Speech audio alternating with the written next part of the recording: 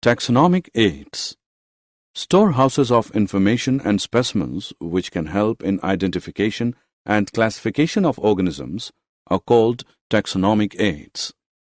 There are several taxonomic aids like herbaria, botanical gardens, museums, and zoological parks.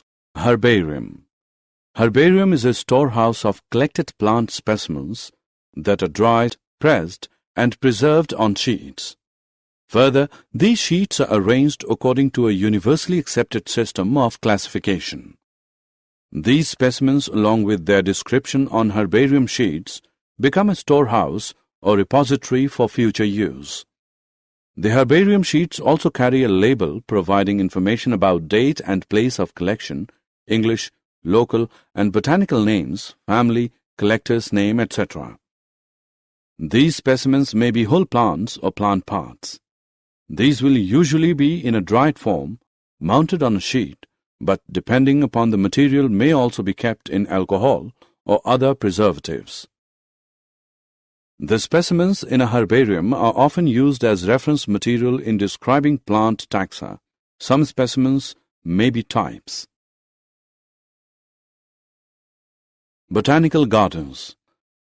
A place where a variety of plants are grown, primarily for scientific or educational reasons, but are normally open to the public and include ornamental plants from around the world.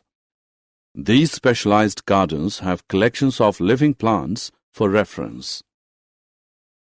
Plant species in these gardens are grown for identification purposes, and each plant is labeled indicating its botanical scientific name and its family. The famous botanical gardens are at Royal Botanical Garden, Kew, England. The famous Indian Botanical Research Institute, Lucknow, India. Museum. Biological museums have collections of preserved plant and animal specimens for study and reference. Biological museums are generally set up in educational institutes such as schools and colleges. Specimens are preserved in the containers or jars in preservative solutions. Plant and animal specimens may also be preserved as dry specimens. Insects are preserved in insect boxes after collecting, killing, and pinning. Large animals like birds and mammals are usually stuffed and preserved.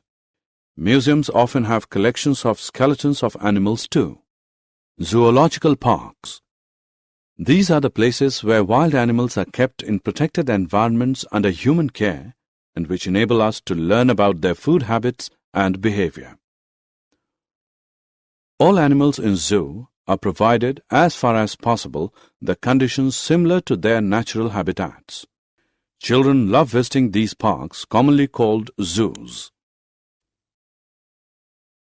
For more such videos on all subjects, practice questions, and a lot more, download iPrep and learn unlimited.